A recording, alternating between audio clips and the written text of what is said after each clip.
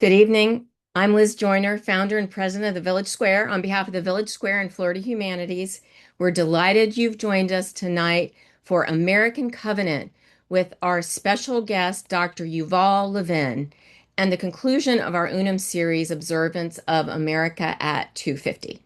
Tonight's program is offered in partnership with Florida Humanities as part of our multi-year series of digital programs, UNUM Democracy Reignited, exploring the past, present, and future of the American idea as it exists on paper, in the hearts of our people, and as it manifests in our lives.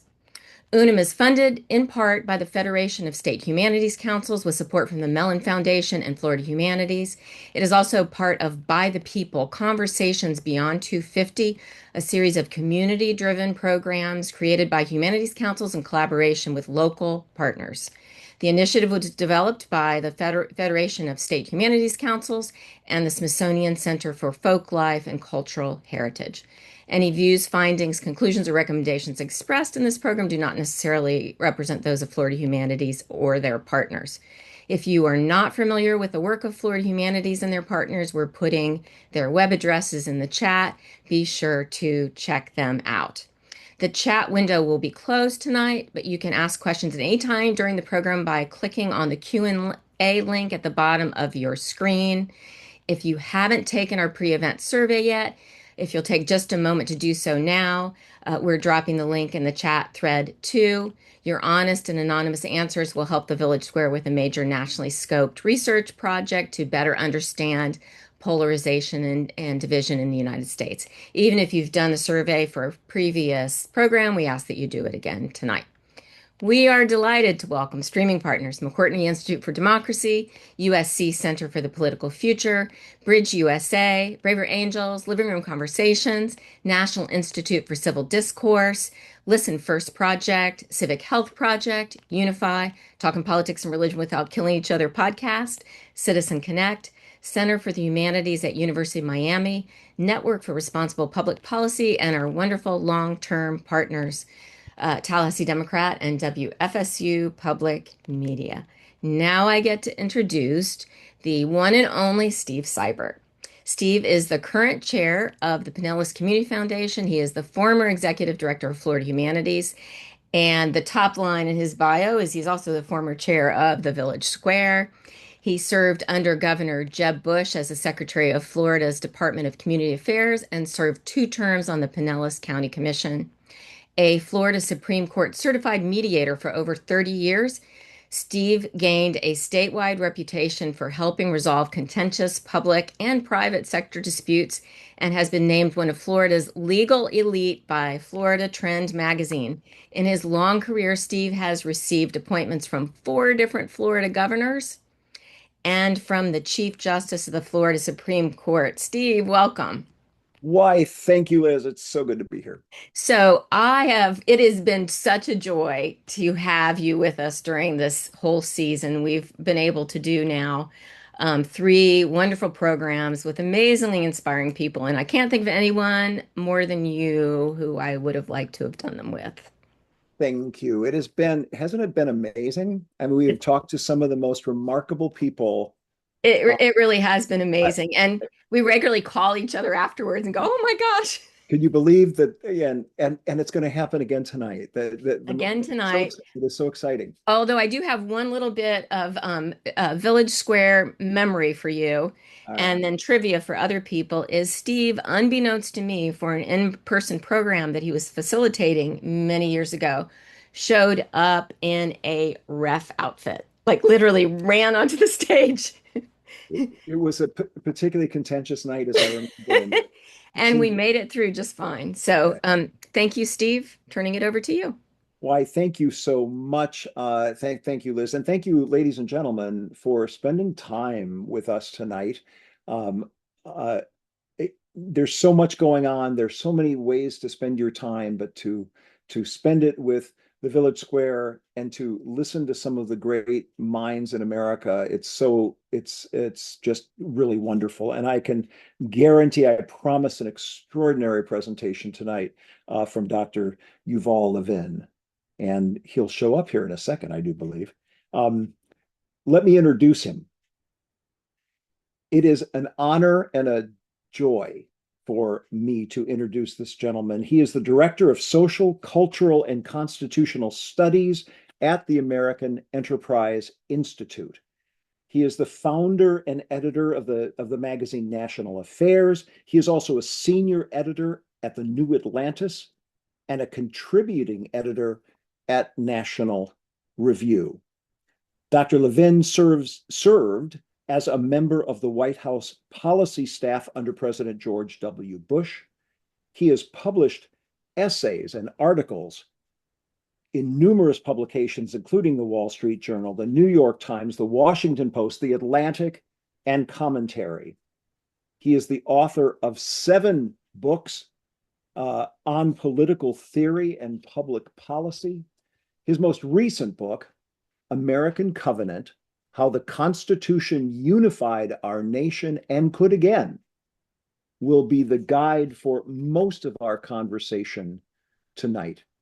He holds both a master's and a PhD from the University of Chicago. He is, to use the phrase from our Boston friends, wicked smart. He is civil and funny and scholarly and fair-minded and humble. Welcome, Yuval. Thanks so much, Steve. That's awfully kind. I won't live up to it, but I really appreciate the chance to talk with you tonight. Well, thank you so much. And we're just going to get started. There's just so much to talk about. In 2014, you wrote a really powerful book called The Great Debate. And it defined the philosophic differences between conservatives and liberals. And both of these philosophies, you noted, arise from noble ideas, but view human nature differently, and certainly the role of government differently. And you used 2 iconic figures to kind of start this conversation: the iconic liberal Thomas Paine and the British statesman and conservative Edmund Burke. Perhaps as a place to start our conversation tonight, could you better help us understand our tribes, better help us understand kind of the fundamental differences between conservatives and liberals? Well, thank you. That's a wonderful place to start. I think, especially given all that's happened since 2014, it's worth saying that these are, in a way, the left and right at their best, rather than the left and right as we always find them. I think that at their best, it is worth seeing that our kind of politics really needs both a left and a right, because they both bring to the table a vision of the liberal society that gets part of the truth. And the difference between them, there are a lot of ways we might describe this, but as you say, one of them does come down to a different way of understanding the character of human nature, where people on the right tend to begin from a fairly low opinion of human nature, but a high opinion of its possibilities, you might say. A Christian view, a Jewish view that says that the human person is made in a divine image, but is prone to sin, to vice, is fallen, and therefore, in order to be free, requires formation, requires institutions that can take what we are at the beginning and turn us into men and women who are capable of being citizens of a free society. And those institutions, family and religion, civil society, and political institutions, are what conservatives at their best want to conserve, the institutions that are necessary for the formation of free men and women. And those institutions are always under threat. They're always countercultural, and so they always need our help. And that help is the work of conservation that defines conservatives at their best. I think people who we might call liberals or progressives begin from a different set of assumptions very often about the nature of the human person, a sense that men and women are actually born free, and to the extent that they're not free, it's because they're kept down by institutions in society that are there for other people, not for them, that oppress them in the name of the wealthy, the powerful, outside forces, and that don't exist in their service, but in the service of others.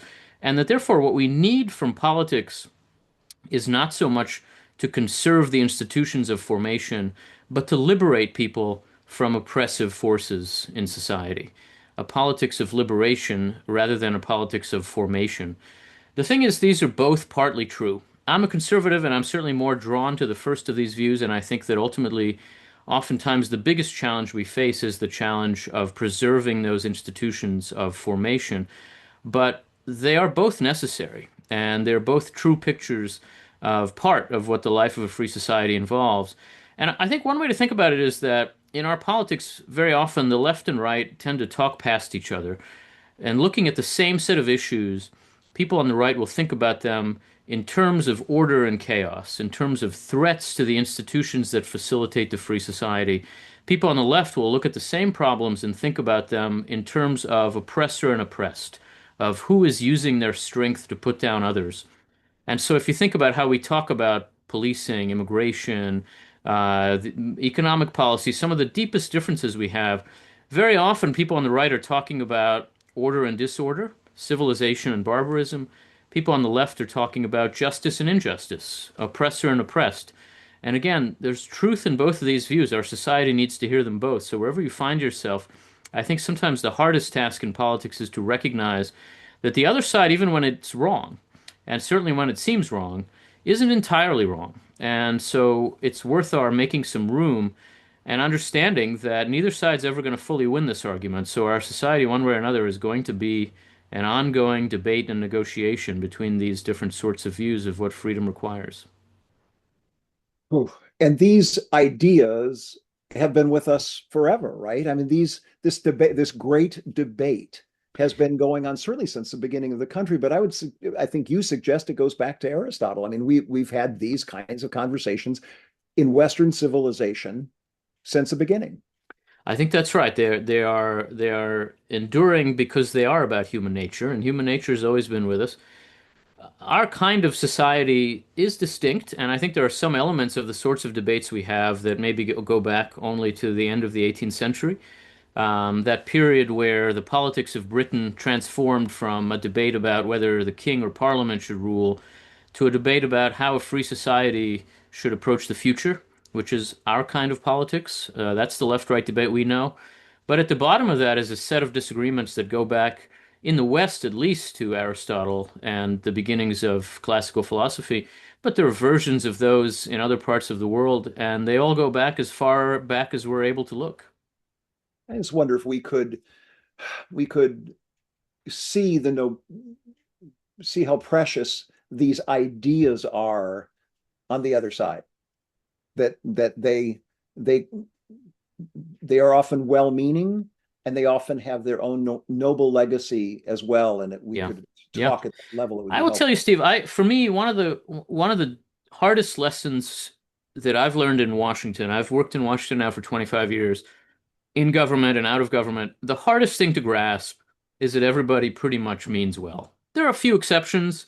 There are some people who are genuinely sociopaths in our politics now and then, but very few. And most people on the other side of whatever political issue matters to you did not get out of bed this morning to make the world miserable for other people. They believe they're doing the right thing for the country. And our politics really is a debate between two sides who both believe they're doing the right thing. And oftentimes, the way to really try to understand a political issue is to think, how could a person who I think is totally wrong about this believe that this is the better way? Because almost certainly they do believe that. They're not more cynically motivated than people on my own side. And it's important to try to understand that even if we're not going to agree. And on many issues, we're not going to agree. The other side isn't going away. And so if the purpose of our politics is to somehow live together, we do have to try to see at least the best of what the other side might be trying to achieve. Even as we oppose them, try to resist change we don't believe in or advance change we do believe in, it's worth seeing that it's human beings all the way down and we're all Americans. So let's go on to this is going to be a theme I think we've just talked about throughout this whole conversation. But let's move to American Covenant, and you're recognizing these fundamental differences between people that we saw at the founding of the country. So these wise leaders got together, recognizing the differences, and then crafted a structure in the Constitution to help us govern ourselves. Lincoln's phrase, the capacity of a people to govern themselves. Yeah. So So give us the theme, if you will, or the themes in American Covenant. The argument begins really from the sense that one very vital purpose of the Constitution was to facilitate more cohesion in a society that was already then divided and which they understood would in some respects always be divided. The Constitution was the second attempt at American government. The American Revolution was followed by a period under which we lived under a different form of national government in the Articles of Confederation. It was more radically democratic, but less centralized, and it didn't work. It didn't work at all. The Constitution was written in the same room as the Declaration of Independence 11 years later. Those 11 years were 7 years of war and 4 years of peace. The war was fought ultimately, even if not quite at the beginning, was fought for democracy, for a republican form of government where the people rule. The 4 years of peace were characterized by extreme instability and division, political violence, and a breakdown of social order. And the Constitution was an attempt to advance the cause of democracy and social order at the same time, even though there's a tension between those two. And it was meant to answer the very, very complicated charge that the Declaration of Independence gives for any form of government that's going to be legitimate. The Declaration says we're all created equal. We're all created equal has two kinds of implications for politics. On the one hand, it means government has to operate by consent. No one has natural authority to govern anybody else. Consent means majority rule. That's practically the only way to operate a government by consent. But at the same time, equality means we all have equal rights, including those of us who are in the minority. And so the government has to simultaneously vindicate majority rule and minority rights. That is obviously not an easy thing to do. And the American Constitution was formulated by people who understood that that was the purpose and that internal division was going to be a constant challenge. And so the book really tries to help readers see that reaching cohesion while balancing majority rule and minority rights is the complicated purpose of the American Constitution. And it's worth our seeing that because that's our challenge now, too. We're a very divided society, and we are committed to majority rule and to democracy, and we're committed to protecting the rights of all, including people who are in a political minority at any given time. And we've come to a point where we often think of the Constitution as a barrier to cohesion and unity under those conditions. But I think the Constitution is actually a tool for achieving those. And so the book tries to work through an understanding of the Constitution as intended to achieve that purpose. It starts from how the framers and the authors of the document thought about that problem, tries to work through how that thinking is embodied in the system itself, in the institutions, in federalism, in the Congress, in the presidency, in the courts, in the party system too, which grew up around the Constitution, and ultimately to help us see what it is that unity can actually mean in a free society. And I think maybe this is the core insight to offer as a beginning for thinking about unity, because in a divided time like the one we're living in now, we talk about unity a lot. Our politicians constantly talk about unity. But what they mean by that is if people stop disagreeing with me, then everything would be great. And I'm sure we all believe that. If everybody agreed with me, I think things would be better. But that's not going to happen. And the Constitution begins from the premise that that's not going to happen and offers a different understanding of what unity can mean. James Madison, in particular, embodies this understanding. And I describe this as an understanding of unity that says, in a free society that's therefore also a diverse society, unity doesn't mean thinking alike.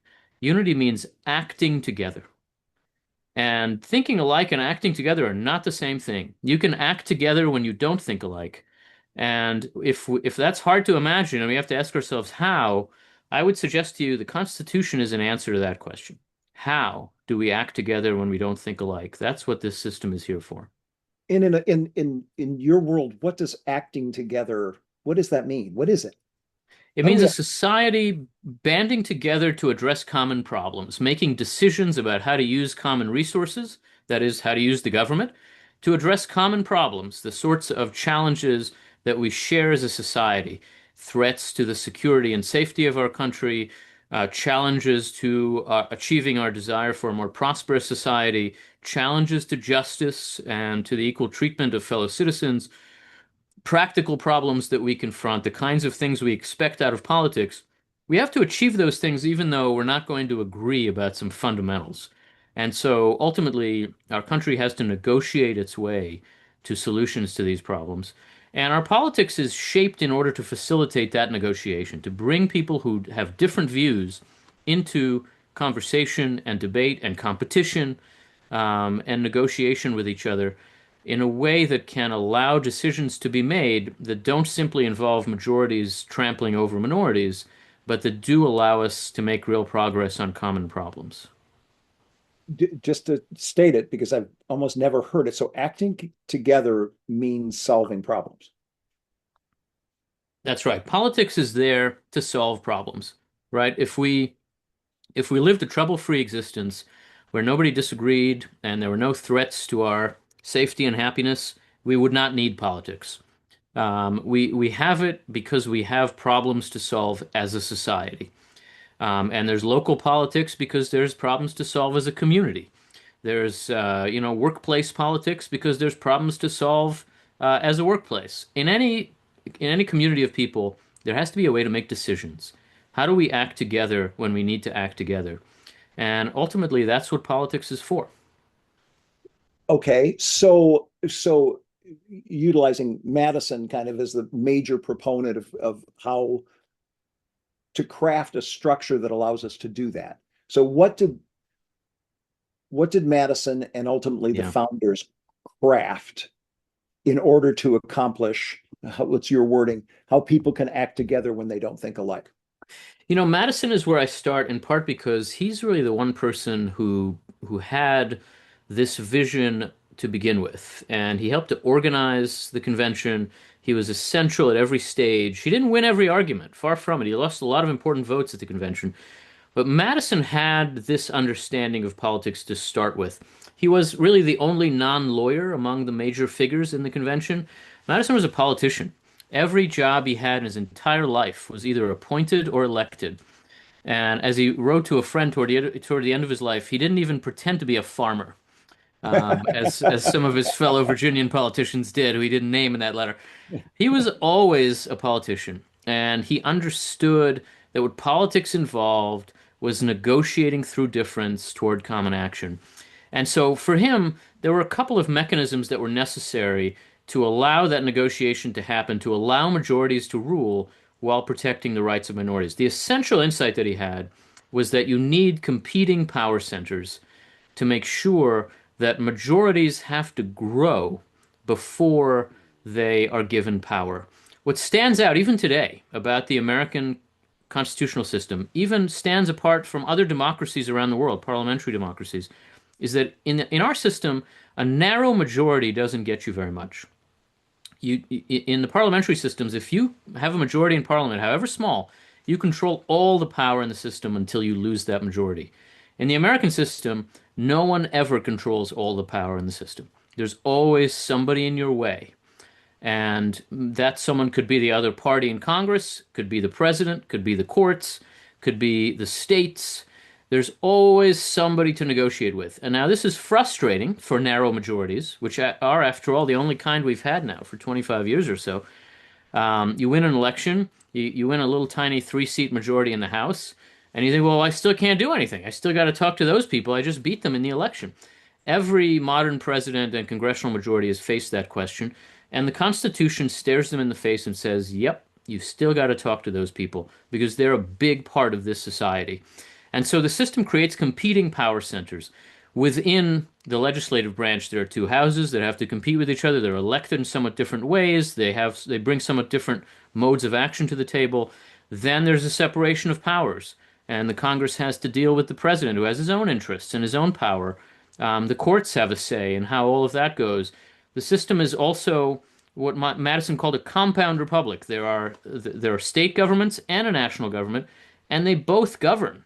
They both have real authority, and they get in each other's way all the time. And the getting in each other's way in our system is a feature, not a bug. It forces coalition building, it forces negotiation, it forces you to say, I don't agree with them, but I've got to win their vote. What do I need to do? And that's a kind of moderating of majority power that allows the system to endure. And I think it's really worth our appreciating. This system has endured a long time. The American system, the United States is the only government in the existing world today that can say that it has had the same system of government since 1800. The British have institutions that have the same names, but they're nothing like what they were in 1800. If you think about what the king did then, what Parliament did then, the United States has the same system of government that it did in 1800. We've made some adjustments through amendments here and there, but they are pretty modest. And the basic logic is the same. Our courts still open up that document from 1787 and read it to know what the law is. And that is an extraordinary achievement for a society that has been through as much change and tension and pressure as ours has.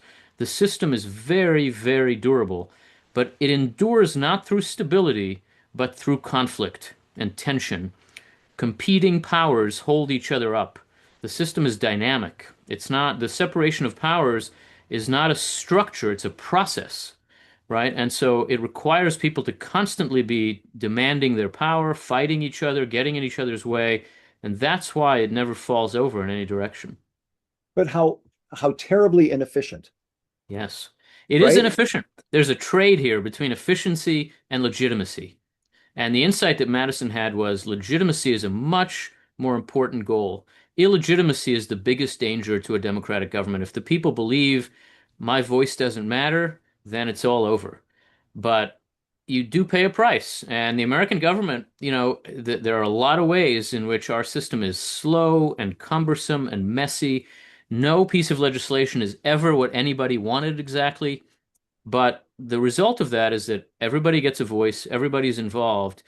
Now, there are advantages to more efficient systems, and there's a kind of fashion in political science now to say, look at the Northern Europeans, the Norwegians. They're much more direct democracy, it's more representative, and it's more efficient. I think honestly that the fact that we can even compare our government to Norway is an indication of how effective our Constitution is. The United States is not like Norway. The United States is like India. It's like Brazil. It's a mass, diverse democracy full of crazy people doing dynamic things all the time. It's raucous, it's violent, it's messy, and the fact that it is governed with enough stability so that people could compare it to Finland is an extraordinary achievement of exactly this system of government. And yeah, we do sacrifice some efficiency in order to be able to have that stability and durability. So, I mean, I find this revolutionary what you're saying. I you are saying you use a phrase cross partisan. What is it? Cross partisan negotiation or cross Yeah, partisan cross-partisan bargaining. That's really cross. Madison's core goal. Okay, so cross partisan bargaining, and in the book you use word haggling, Yeah, negotiation, and dare I even say compromise. These are all features of our system as Madison and the founders intended. Is that right? absolutely. So the idea is when you confront a problem that divides the country, the solution is not to fight it out and see who wins the whole thing. The solution is to try to bargain, to try to compromise. And there's something really to understand, and this is still very true about political bargaining now. Bargaining is not meeting halfway, right? If I want to build a bridge and you don't, the solution is not to build half a bridge. Then we both lose, right? The solution is to say, well, what do you want? What could you get in return for my getting the bridge? That's how political haggling works, and it means that everybody wins something because different people prioritize different things. I think we've reached a point in American politics now when we treat that as a failure or as some kind of corruption. But that's not corruption. That's actually how we address our challenges while recognizing that different people in our society have different priorities. And it especially happens in legislative bodies. The purpose of a legislature is to allow the representatives of the different factions of our society to deal with each other, literally to make deals with each other, so that it's possible for different communities to get what matters most to them out of politics while also living together and sharing in common a sense of identity and a set of goals. And that is ultimately achieved by learning to deal with each other, by learning to bargain, learning to negotiate. That is really the essential skill, the skill of coalition building. And I think it's fair to say that the loss of that knack or the degradation of it is part of the dysfunction we're living with in the 21st century, and a recovery of it, of that original constitutional skill, is really what we need most. But that's antithetical to every practice we have today in modern politics. I agree Well, we with you. might want to rethink those practices. Wow. Look, the Um, Constitution, I think as a general matter, I think in this moment, the Constitution is much more the solution than the problem. It stands there and offers us a way of thinking about politics that would be a tremendously helpful set of solutions to 21st century problems. And rather than take those up, we stand to the side and treat the Constitution as if it's the problem, as if the fact that I can't get everything I want when I just won 50% plus one vote in the election is the problem. And so we got to get rid of this system. And, we want to pack the court and get rid of the filibuster and all the rest of it because it stands in the way of our getting what we want.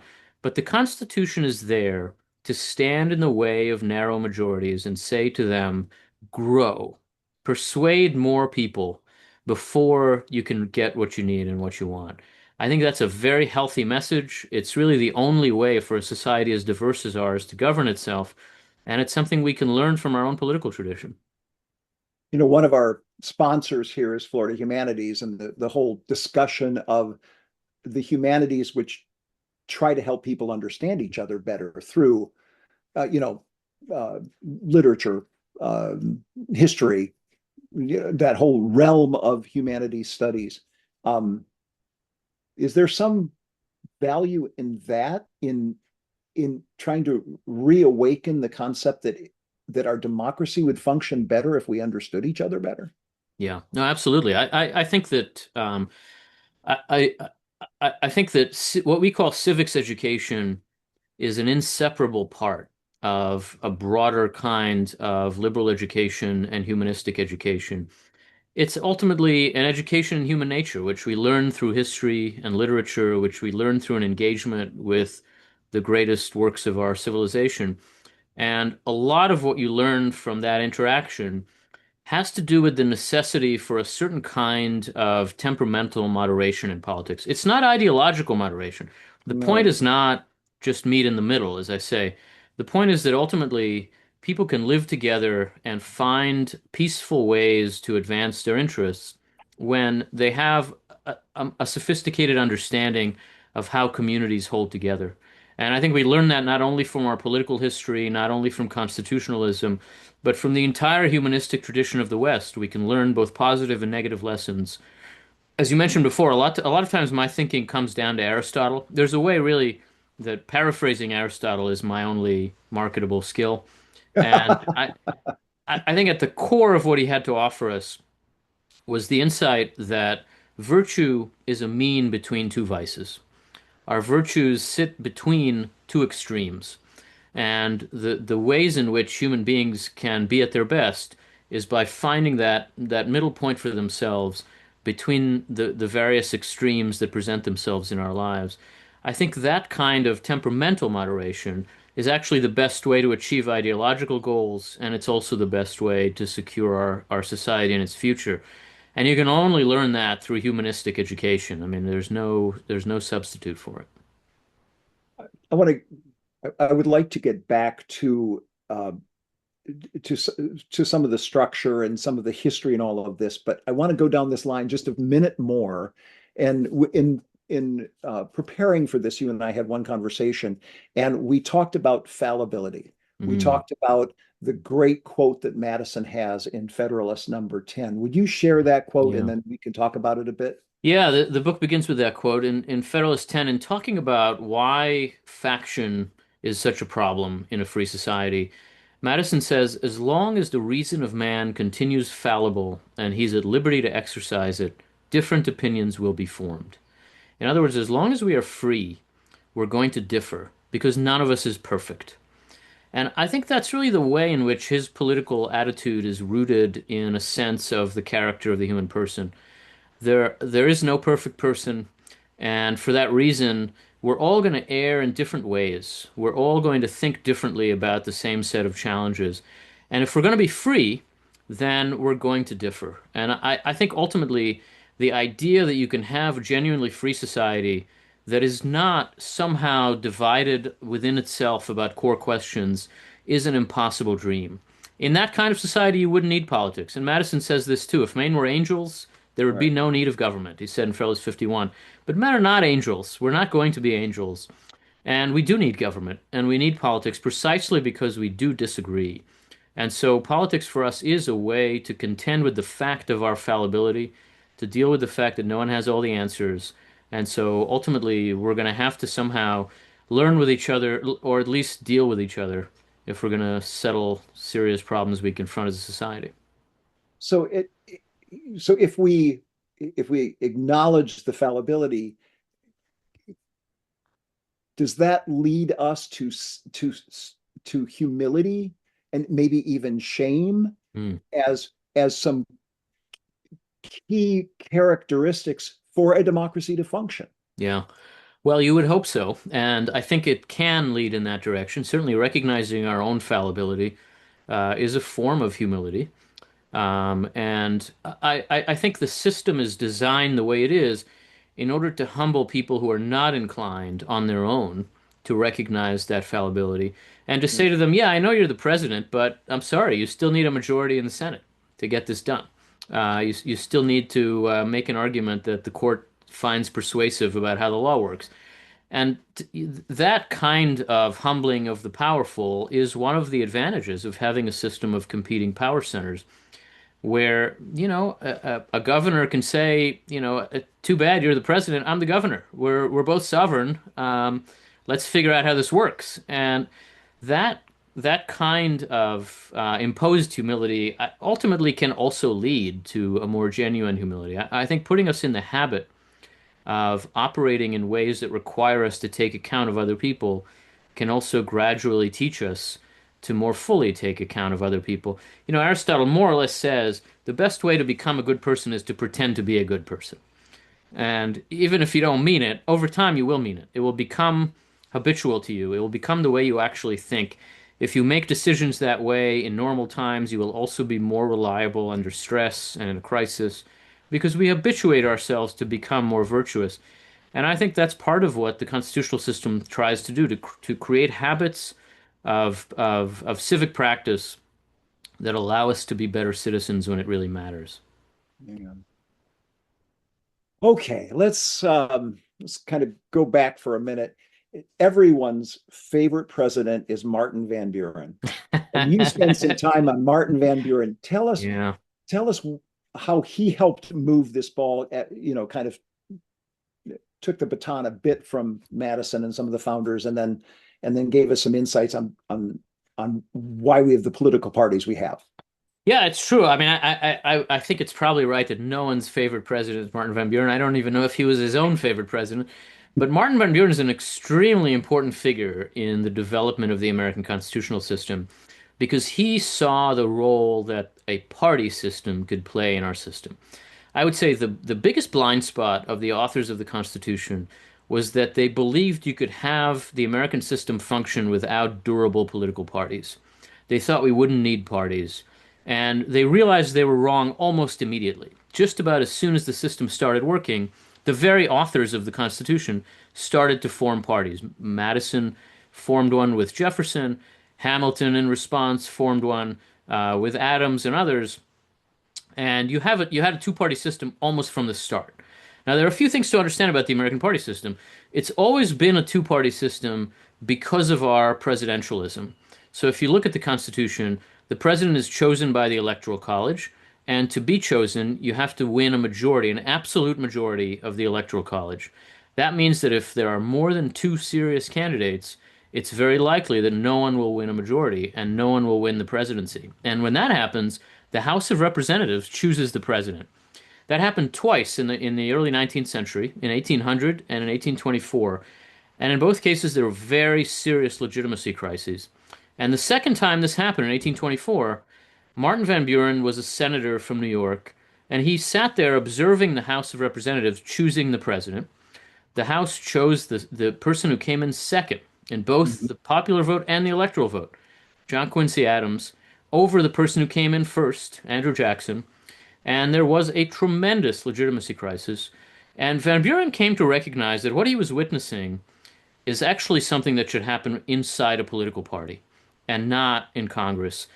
Van Buren understood that the system had reached a place where there needed to be two durable, substantive modes of selecting candidates before election time, and that it made sense, given the nature of the American system, for there to be two broad, durable parties. 1824 was a disaster. There were four candidates. They were all Democrats. They were all the same party, and none of them won.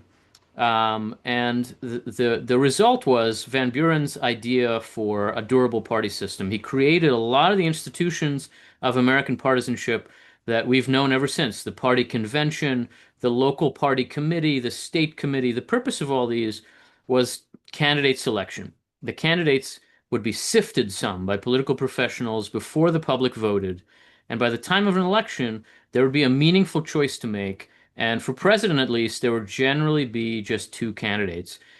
The American party system is a very good fit for the American constitutional system because it creates two massive coalitional parties so that within the party you have to engage in the same kind of negotiation that's then required in all the institutions and between the institutions. And this was really Van Buren's genius. And, no election has gone to the House since 1824, very much because of Martin Van Buren. Obviously, the party system frustrates us sometimes. It has troubles. I think it's actually in a period of crisis now, and we could talk about that. But it's been an excellent fit for the American system, and I do think it's built on the same Madisonian logic, but applied to partisanship, and we owe that to Martin Van Buren. So don't There you forget. go. So, and let's talk about this for a second. Let's kind of close this loop. So, I think you argue for intra-party negotiation, that's really, really important, and that Yes. perhaps we're losing that uh, common historical approach, certainly that we've had in the past. Agreed? Is that right? Yeah, I mean the two parties are very broad coalitions. They have to be. There's just two of them, and there's 330 million people in this country. They aren't just two types of people. So within the parties, there have always been internal factions, and the negotiation among those factions is what creates the two-party coalitions. The effect of that is that the parties have a lot of internal flexibility. The Democratic Party can be something very different in Oregon than it is in Mississippi. And the Republican Party can look very different in New England than it does in the Southwest, and yet still be the same party. That kind of internal flexibility allows our politics to also have an internal diversity that then allows negotiation to happen and deals to be made by elected officials in Congress. Now, in the last 25 years or so, the system has had a lot of trouble working because we've been in a period of very unusual parity between the parties. A Mhm. 50-50 period for an extended period of time is extremely unusual in the American system. Generally speaking, if you look in on American politics at any given moment, you have a majority party that is a very broad and diverse coalition trying to keep itself together, and a minority party that's trying to grow and build its own coalition. Both of those parties are engaged in coalition building, which is the essential work of American constitutionalism. For the last 25 years or so, we've had two minority parties at the same time. They've Mm. both been just about at 50%. Neither of them really counts as a majority by American historical standards. And, in every election, one of them wins by just a little tiny bit. And so we've had very small congressional majorities, very narrow presidential elections. Control of Congress has shifted back and forth a lot. There's only been one other time like this in American history. The last 20 years of the 19th century, from 1880 until 1900, looked a lot like this: 50-50, very narrow elections. Control of Congress constantly shifted. The presidency did. We had two presidents elected in that period who won the Electoral College, but not the popular vote, as we've also seen. We even had a president who was elected to one term and then lost and came back for another term, as we've also seen. There's been no other example of that happening at any other point in American history. It's a function of this 50-50 period. And the question for us is, how do we break out of this rut and get back to a majority-minority politics? The irony is, that politics is actually better ultimately for both the majority and the minority. There's a lot of political science on this question that when there's a large majority in Congress, even the minority party gets more done than when we're at 50-50. And it's very hard for either party to negotiate with the other when it's 50-50 because they're always thinking, well, we're going to win next time. So we can't give those people any victories. And that means it's always about next time, and it's never about actually solving problems. I think that's the basic dysfunction of our moment. And again, I think the Constitution offers us ways forward rather than standing in our way in this period. Mm. We're starting to get a bunch of questions. I'm looking down because I'm seeing these questions come up, but let's not go there quite yet. You've mentioned federalism a couple times in this conversation so far, and the importance of it. For all of us, would you define it? Would you define federalism for us, and then talk about why you think it is so important? Yeah, federalism was the most significant contentious question in the Constitutional Convention. And the basic question was, were they creating a national government where the states would be basically administrative districts of the national government, like counties are in the states? Or were they creating a Congress of the states where the states would govern, they were sovereign, but there would be a kind of place to go to resolve differences between them, like the United Nations? There were strong views on both sides at the Constitutional Convention, and the peculiar decision they came to was to take those two options and say, yes, we're doing both. And they created both a strong national government and strong states. The way they did this was the core question was who will govern the people? Do the states govern the people and the national government only mediates between the states, or does the national government govern the people? And the states kind of serve as its administrators. And they created a system in which both the states and the national government govern the people, but in different areas. The national government is in charge when it comes to national security and diplomacy and economics, which is a small list, but economics covers a lot. And the states are in charge of essentially everything else, and all the traditional police powers remained with the states. In the wake of the Civil War, one more important role was added to the federal government's list of roles. That is the equal protection of the laws to all citizens in all states. The 14th Amendment did this. But everything else remained with the state governments. And so essentially, what you have in the American system are two parallel governments. We sometimes think about federalism as layered governments, where the federal government is at the top and the states are below. But that is not how American federalism works. It's parallel governments. They operate along two tracks and both govern the people directly. I think federalism works best when it's parallel in that way, when things are left to either the state or the federal government. Federalism gets into trouble when we intermix them, as we do now in welfare and education and healthcare, and we sort of expect them to work together. What ends up happening there is the federal government has a lot of money and dominates the system and just requires the states to administer federal programs. That means no one's quite responsible for anything. If you've ever looked at how the Medicaid system works, that's the mess I'm talking about. No one's quite responsible, and it's complicated to manage. Federalism works best when it is two parallel systems. But either way, it describes the relationships between the levels of government in our system, and the important differences between federal responsibilities and state and local ones. So governments ought to stay in their lanes, whatever their lanes are. Yeah, and we can argue about their lanes, and those can be Right. changed, but I do think they need to stay apart from each other to the extent they can. It's parallel and not hierarchical. It's parallel. Yeah. And it's good. That's good.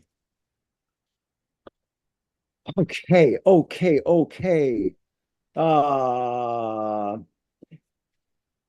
you have written that it's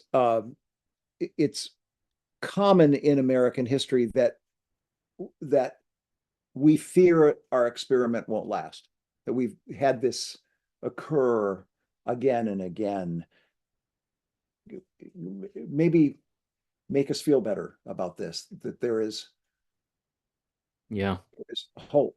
You know, it's a funny thing. The most durable political sentiment in American life it is a sense of doom. Every generation has thought the founders were amazing, but how are we going to do this? This is not working. We're just not impressive enough. We're not up to it. It's the end of the Roman Republic, right? Talk about the end of the Roman Republic starts with John Adams, and every generation has said this. Now, at some point, some generation is going to be right, and nothing lasts forever. But I do think we need to see that this sense that we're barely hanging on has actually always been part of the American story. Think about our national anthem. The American national anthem is very strange. Most Right. nations, their national anthem is about how glorious their king is or how beautiful their country is. The American national anthem is a song about barely surviving the night. The flag was still there. That's the great achievement. And the idea that despite all the noise and all the bombs and all the rest of it, it was written in the middle of the War of 1812 and during a battle in Baltimore. And the amazing thing is, we're still here. That is a deep American sentiment. And the fact that we feel it doesn't mean that we're at the end of our rope. In fact, our country has faced much, much greater crises than the one we're facing now. We have problems. I don't mean to suggest otherwise. We have very serious challenges to think about, obstacles to a successful and prosperous future that we have to work on. But are they bigger problems than Americans faced in the 1820s, let alone the 1860s? Are they bigger problems than we faced in the 1930s? Even the 1960s? I don't think they are. And what's different about this moment is not that that America is not as capable. What's different about this moment is that it's our responsibility. And that means the question of are we up to this is really about you and me. And I think our system is up to it, our Constitution is up to it, our political tradition can get us through it, our economy is up to it, our institutions are too. It's just about whether we are. And that takes not only confidence in the future, but a willingness to work together and think together. We can't have a politics where our goal is to wish away half the country. That won't work. But if we have a politics that recognizes that the people we disagree with are still going to be here tomorrow, we're going to need to work with them, and we need to get it to it, then I think we're absolutely up to the challenges we face.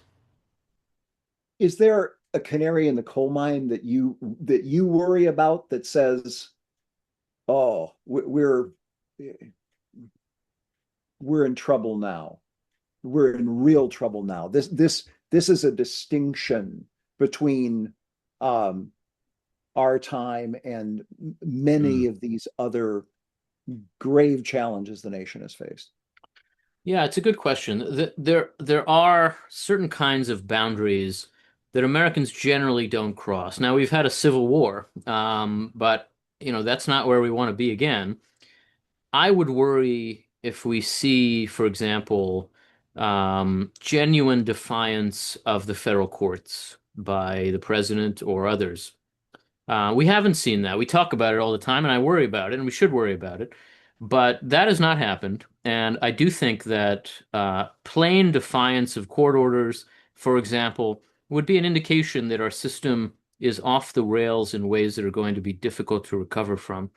Um, I do think that genuine challenges to election integrity, which we've also seen some, but on the whole, our system is held well, would be a tremendous challenge to the potential of our society to hold together for the future. We're always inclined to say the other side's doing that now. I don't think that's happening in this moment, and I think people should not decide that the sky is falling when it isn't.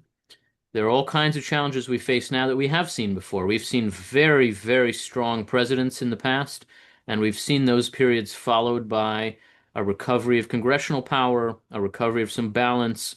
I do believe that can happen here.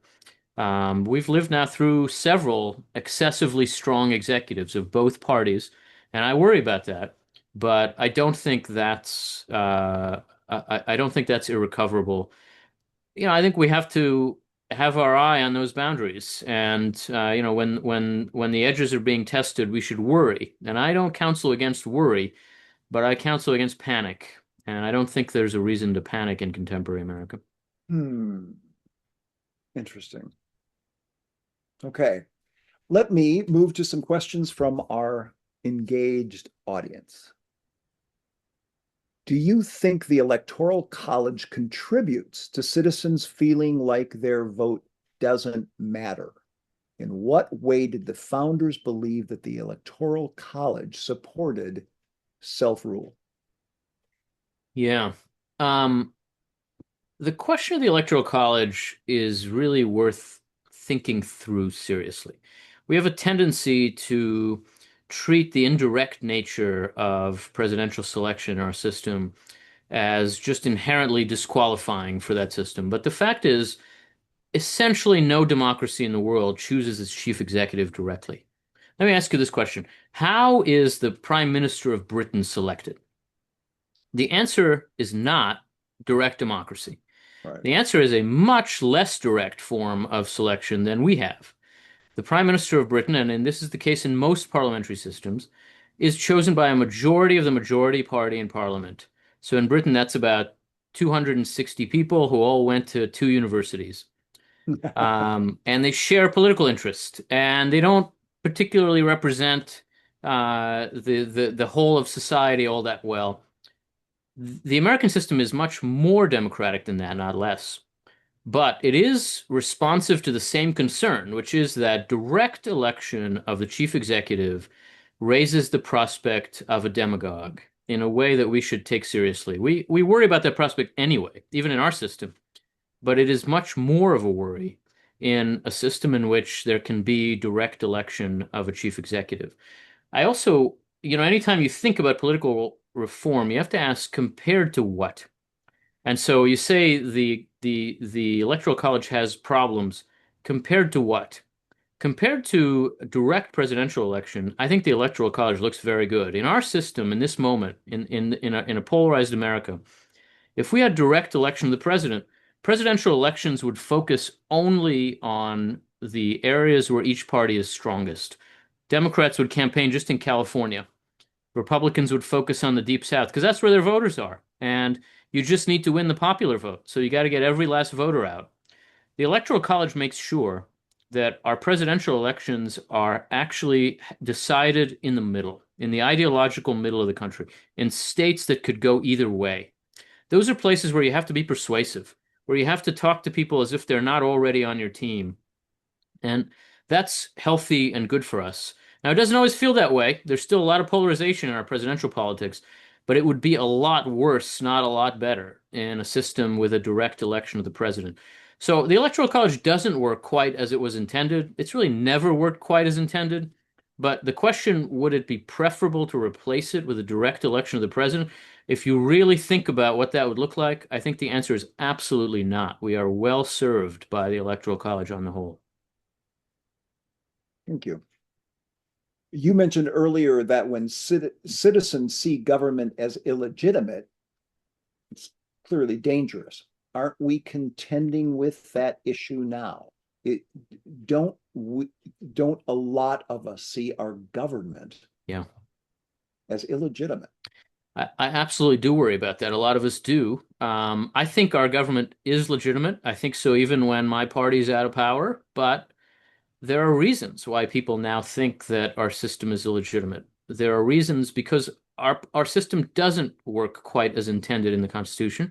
It doesn't involve enough negotiation and bargaining. It doesn't allow enough voices to be heard. Um, the question is, in what direction does it need to change? And I think that in order to see what that should look like, we have to remember what the system is for. Think about Congress. There's Okay. very broad agreement now that Congress is dysfunctional, right? In polls, Congress's approval rating is like 9%. And you wonder who is the 9%? What are they thinking? Friends and family of members of Congress. Um, the question is, what function is Congress not performing? We all agree it's dysfunctional, but I don't think we agree about what it's not doing. Because the natural answer to that question is what Congress isn't doing is it isn't passing big legislation. It's not addressing the big problems that I worry about. And that's true. Whatever is the biggest problem you think is plaguing the country now, I guarantee you Congress is not currently addressing that problem. But I think there is a deeper dysfunction, which is that Congress is not facilitating cross-partisan bargaining and accommodation. And that's the reason why we're not passing big bills. But it matters what you think the fundamental problem is. If you think the fundamental problem is we're not passing big bills, then you want Congress to be more efficient. Right. You want it to work more quickly. You want to get rid of obstacles to action. You want to get rid of the filibuster. You want to put more power in leadership so they can move more quickly. Maybe you want to give the president more power to drive the agenda so that it can be more efficient. That's what we've been doing for the last 50 years, and it's been making things worse. But if instead you think the problem is there's not enough cross-partisan bargaining and accommodation, then you want Congress to be less efficient. You want more reasons for the parties to deal with each other. You love the filibuster, as I do, because it's the only reason we've had any bipartisan legislation in the last 15 years. You think there should be less power in leadership and more power in the committees where members actually engage with each other and can take on serious legislative work. That's not what we've been doing, and I think it's what we should be doing. And so it seems to me that there are modes of political reform that can help to recover the legitimacy of the system and the functionality of the system, but they have to start by recognizing that the purpose is cross-partisan bargaining and accommodation, that legitimacy matters more than efficiency, that simple direct democracy and small majority rule is not actually the answer, it's the problem. That's not obvious. And so, I think ultimately to achieve a more legitimate, a sense of greater legitimacy about our government, we have to first begin by understanding what the problem is. But you're back to an earlier discussion, you're swimming way against the current here. I mean, how do you? Yep. I don't have to run for office, so I can just say what I think. But yeah, it would be an interesting campaign, that one would be saying, to their constituents, I promise I will bargain more effectively Yeah. for you with the opposition. It's not so weird. I mean, that's how a lot of people used to run for Congress not so long ago, but it Yeah, certainly isn't happening a lot now. I just wonder how you change Yeah. the dynamic, the conversation that makes this. I mean, one way of doing it is saying to everyone, and certainly this would resonate, I would think, with our friends from the right, would be this is what Madison intended. This is clearly what the founders had in mind. Well, Let's go that back to what appeals they to had in mind. me, but I think that ultimately the way to make this case is to start with the fact that what we're doing now is not working. And it's not working for the public, which is very dissatisfied with our national government, but it's also not working for the parties, which are not winning elections. If you step back and look at the last 25 years, neither party has really won a significant, durable victory, No. and has been able to sustain a majority coalition. And so the parties themselves should see that this is not working, and that by building broader coalitions, either one of them has a chance now to become a genuine, durable majority. The idea that you could win 60% of the vote in the presidential race seems impossible to people, unimaginable, but it is not unimaginable. And I think it's absolutely possible to imagine a 60% coalition. In a sense, with either party, I think it'd be a little easier for Republicans. They're the kind of natural majority party in this period, but either party could do it. They're not doing it because they're not trying to. They're mobilizing voters rather than trying to persuade people who could go either way. And the effect of that is that they are not winning. And, again, if we look at our history and you look at that one other 50-50 period, the way to break out of it was with a kind of political talent that saw that it didn't have to be that way. In that case, it was William McKinley. There have been other talented politicians like this who have seen their way to broad coalitions. And there is a type like McKinley, or think about FDR, who was a patrician of the left. Think about Ronald Reagan, who was a Republican in Hollywood for 30 years before he got into politics, or Bill Clinton, who was a liberal in Arkansas. These are people who knew what they sounded like to people who didn't already agree with them. They spent their lives being formed by the experience of trying to persuade people who thought they were wrong. And that is the essential kind of formative political experience. They were all governors, that's Yeah. important, Yeah. and they all came from places that could have gone either way, and they managed to make those places go their way. That's a set of skills that's now very rare in American politics because people rise up through a system that consists of a series of echo chambers where you just talk to people who nod their heads in agreement all the time. All right.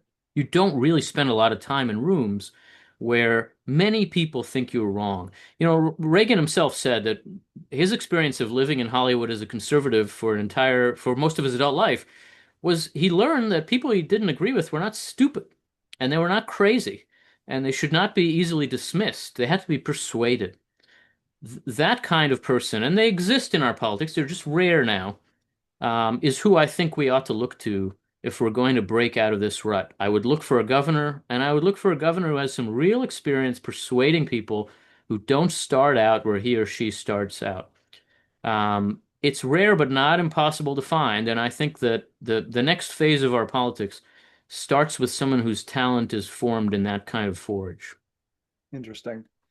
And yeah, last question on this kind of line is the um, some of the obstacle to trying to build these large long-term coalitions, is part of that a lack of foresight, of taking the long view of Yeah. how we govern, which I think is, my view would be, that's in all of our world. It's in our business. It's in all of how we work. There's a sort of lack of strategic Yeah, foresight. absolutely. There's a lot of short-termism now in American political thinking. And as you say, not just political.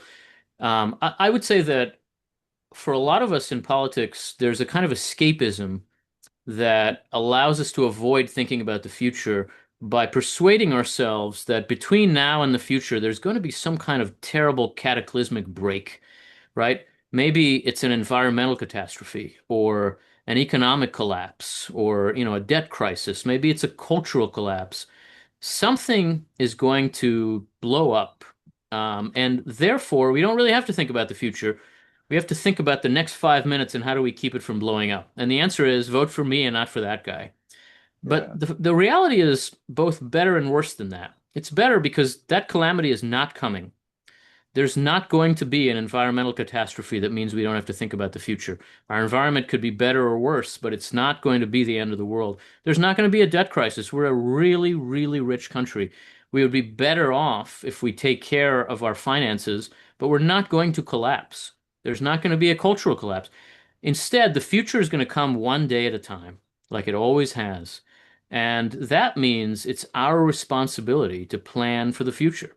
And if we want our grandchildren to live in a more prosperous and peaceful world than we do, we're going to have to start doing something about it now. That doesn't come easily to anybody in our politics now. That kind of attitude, that kind of view, is not how we think. And I think part of this is generational. Our our class of political leaders is unusually old now, and short-termism is something that happens when you find yourself in that place. I mean, look, our president just turned 80. The previous president also turned 80 in office. The average age of the American president is 53. Yeah. Our presidents are really unusually old in the last couple of decades. And we've sort of seen them age in that generation. I like to point out that Bill Clinton, who became president in 1992, and George W. Bush, who became president in 2000, and Donald Trump in 2016, are exactly the same age. They were all born in the summer of 1946. And that same generation has been the generation of our leaders now for more than a generation. And there needs to be a different way of thinking about America's future. When you're 80, a little short-termism is okay. But our country is not dying of old age. Our country has a bright future ahead of it if we do our work properly. And I do think we need leaders who think that way, and frankly, citizens who think that way. Ultimately, all these problems are our problems. You can't just blame politicians. They're doing what we want, and we're voting for it. Question from the audience. Do you pursue sustained conversation with scholars in the relevant fields who aren't exactly sanguine about the ability of our Constitution to meet the challenges of the day? And what do you think their strongest arguments are? And what is an argument that you think is persistently, excuse me, and what is an argument that is persistently made that you think is weak? It's an Yeah, interesting absolutely. question. Look, my view is a minority view among political scientists. I would say most people in my field think that the American system doesn't make a lot of sense, and that a much more direct democracy would be more legitimate and more just. I don't agree with them because I think we probably have a different definition of legitimate and just. I think that balance that I r raised before, the balance between majority rule and minority rights, argues for a mixed system. And I also think that the kind of separation of powers that we have allows for extraordinary flexibility and durability. It lets our system shift its weight without losing its balance in difficult times. Hmm. I would say the argument that catches them off balance is that argument from longevity. Look, our system has lasted longer than any of the parliamentary democracies. You can point to all kinds of simpler European democratic systems. These countries have had seven systems of government in the time that we've had this one. And for a lot of people, that's an argument against our system, right? They say it's old and rickety. For me, that is an argument for it. It has seen us through a lot of tremendous challenges, and it can see us through a lot more. Maybe that's just a difference of disposition. And, I'm a conservative. That makes me a minority too among political scientists, to put it mildly. But certainly, I wouldn't say that I'm in the majority. And I don't think the arguments of people on the other side of these questions are unreasonable or foolish. I do think they're wrong, and for all the reasons we've been talking about. How do you see, next question, how do you see the role of money impacting the cross-partisan bargaining process? This is a very good question, and I would say it's a question that I would answer differently now than I would have 20 years ago. I think that the peculiar shape and direction of our 21st century politics has led me to think that money is less significant than I used to think in politics. It's not at all the case now that the best funded campaign wins. It's not at all the case that people with money seem to be driving the direction of our politics. I think a lot of them are very unhappy about that direction. We are in a populist moment. And one of the things that has to teach us is that the significance of money in politics is ultimately limited and constrained. It's especially true as we've seen changes in the media environment that mean that politics is less expensive as a practical matter than it used to be. Doesn't mean we spend less on it, but it means that in order to reach people, you don't need that kind of focused advertising in a few in a few media channels.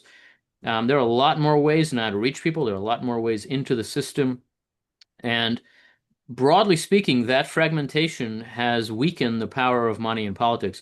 I think some of the things we've done to try to address the power of money in politics has actually made things worse. I would say that the campaign finance reforms of the 2000s, the McCain-Feingold bill, which George W. Bush supported while I worked for him, I think was a big mistake, and created all kinds of dark channels by moving money away from the parties where it was at least visible. We've empowered all kinds of dark money paths that now are much harder to track. I think ultimately what's necessary to address the challenge of money in politics is transparency, so that we can know everything, we can know who funds what and to what degree, and that's about it. I don't think constraints on speech are a good idea, and I don't think they help us address the kind of corruption people worry about. Hmm. I'll put it this Okay. way. I think that the kind of chain of Supreme Court cases that have pushed against campaign finance reform has basically been correct. I think Citizens United was rightly decided in an important case. Okay. And next question, could you name a particular time or issue where this type of coalition building and compromise worked particularly well? Yeah, it's a great question. There's a lot to point to. I mean, I think basically every major piece of legislation in the 19th and 20th centuries, in one way or another, offers an example here. But I would point especially to the civil rights era, because that's actually a kind of counterintuitive example. The civil rights bills of the 1950s and 60s took a very long time to negotiate. It was very frustrating that they took so long, because while they were being negotiated, Jim Crow persisted in the South. There was tremendous injustice and violence. People were being kept from voting. People were being kept from exercising their basic rights. And yet Congress, over a very long stretch of time, negotiated a set of legislative measures that ultimately did get passed and made a tremendous difference in American life. the fact that they were negotiated in the way they were had a huge amount to do with why they have endured.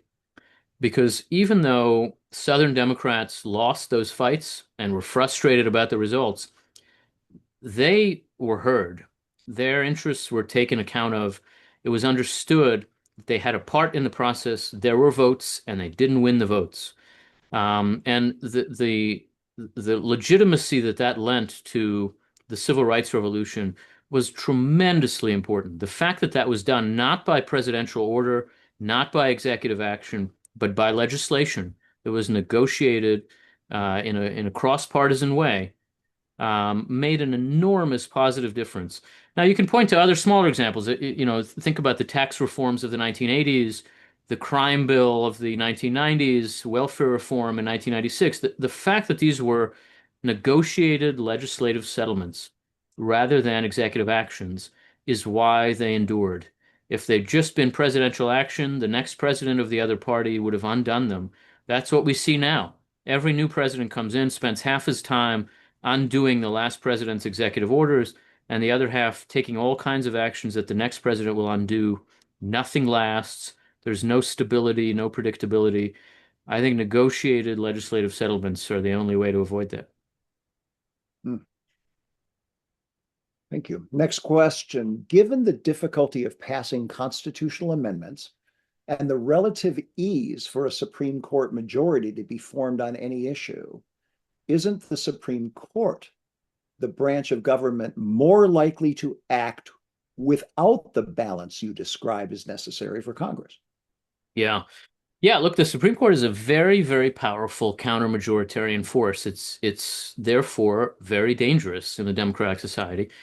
It's also essential. I mean, I do think that there's a role for judicial review, for securing government actions to the laws that can't really be achieved in any other way. But that means that the courts bear tremendous responsibility to do their proper work, no more and no less. No more in the sense that they don't claim powers for themselves to just legislate from the bench, and no less in the sense that they cannot be afraid to enforce the rules and boundaries, regardless of who's in power. The courts are given a lot of protection and independence for that purpose. They have lifetime appointments. Their pay can't be cut. They can't be fired for making a decision that the president or Congress don't like. They have to use that power responsibly. And I would say they generally do. Not always. I'm not happy with every Supreme Court decision, but I think the courts have gotten better at this and not worse. And that by applying the law as written, by looking for a clear sense of what the law meant to the people who wrote it, they do seek to do their proper work now. And I think the judicial branch is the most effective branch. It's the one closest to doing its proper constitutional work in this moment.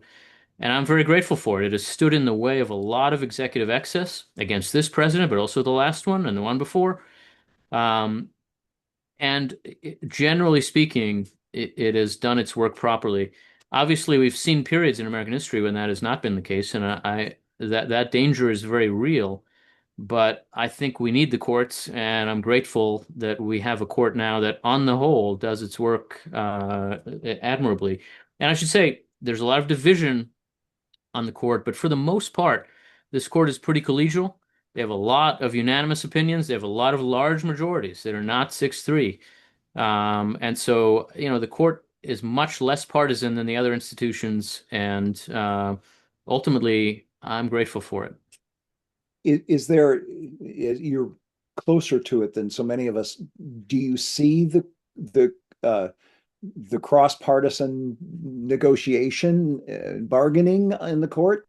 Do you think they're doing some of what Well, it's you've been harder to talking see about? in the courts, and the court is not naturally a partisan institution, and so it doesn't happen as obviously. There certainly is some bargaining in the court. The negotiations around who writes a majority opinion and how you get people to join it sometimes can look like a kind of cross-partisan bargaining, but I think ultimately judges have to apply their understanding of what the law is. And that's a place where there's less room for haggling than we might want to see in the rest of our politics. And so I don't think we see nearly as much of it there. there are differences of opinion that are interesting, and sometimes those have to be negotiated. So there's some justices I agree with more than others, but I think they're all trying to do their job, all nine of them. These are really good questions. They are. Next one. Did the framers make mistakes you think we should try to fix? Are there amendments to the Constitution you'd recommend we consider?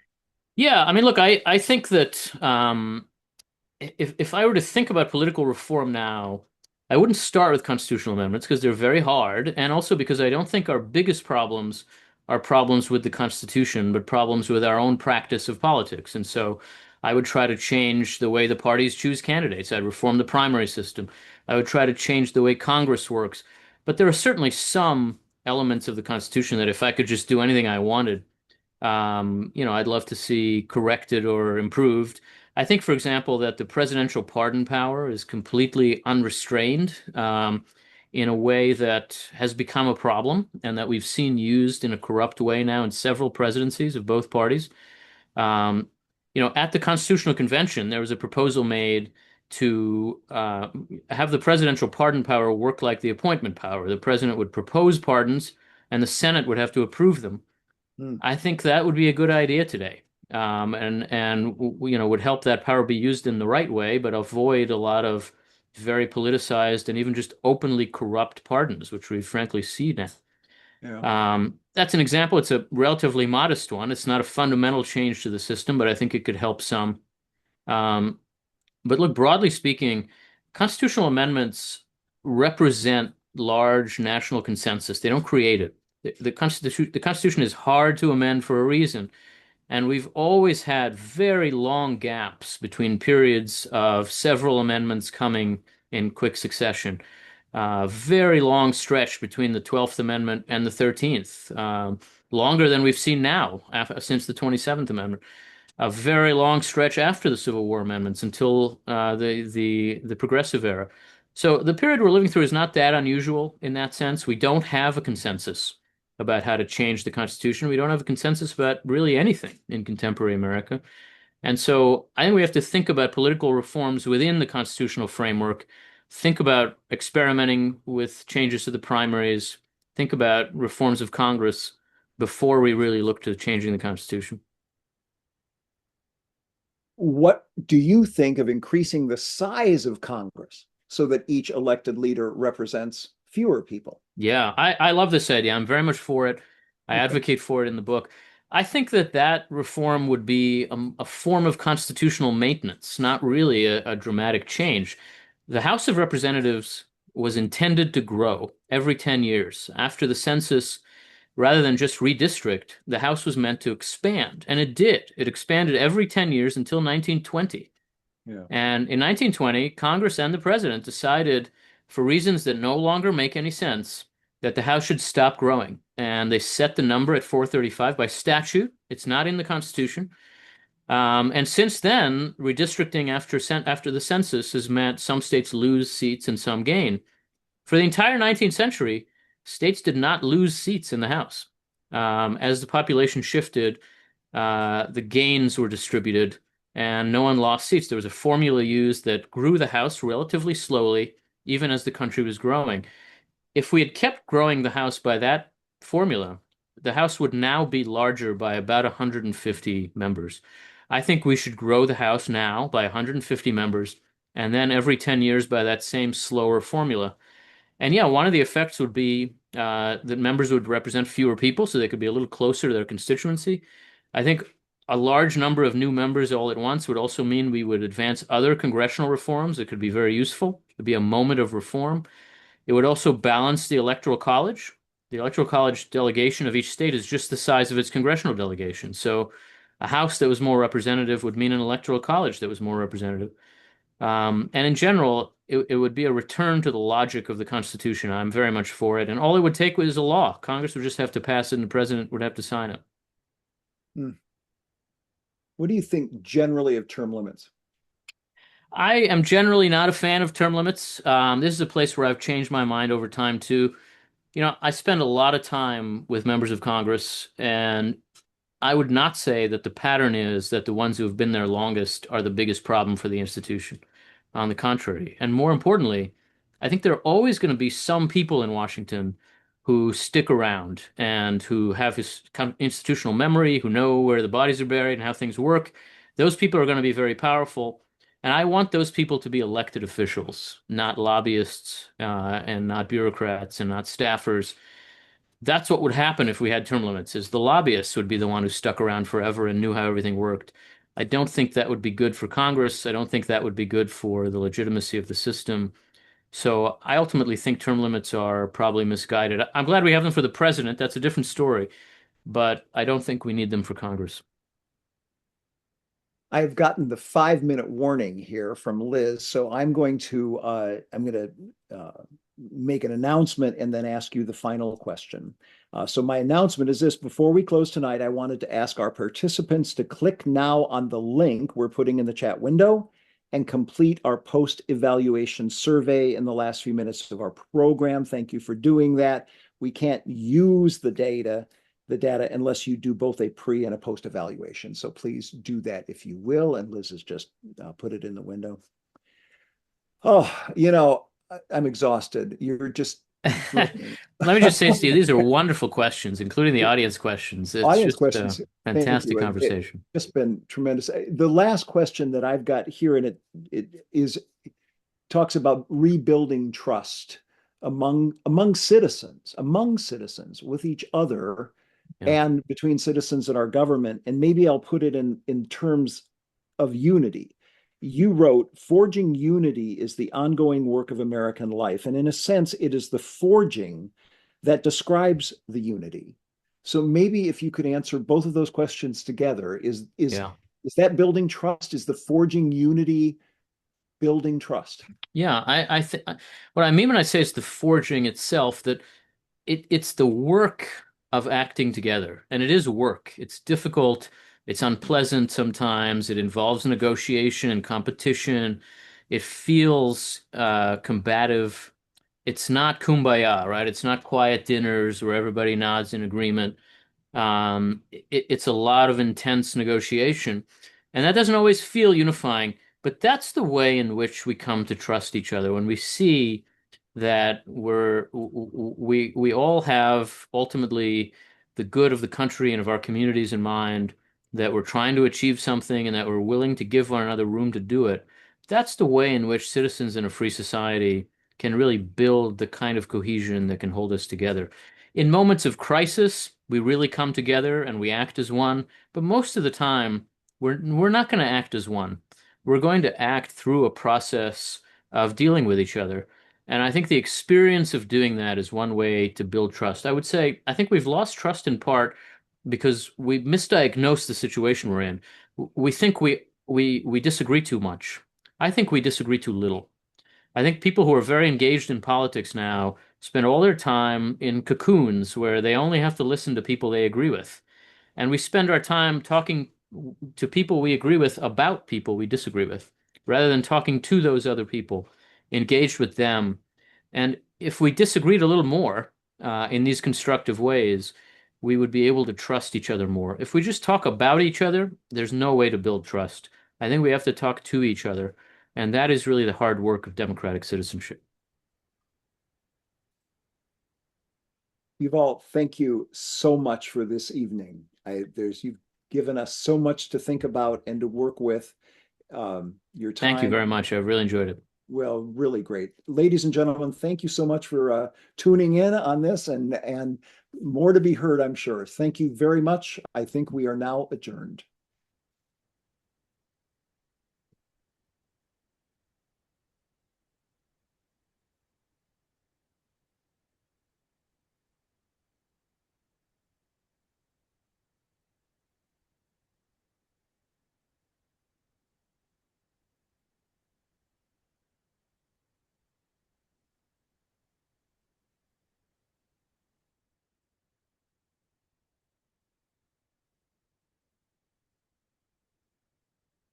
Hmm.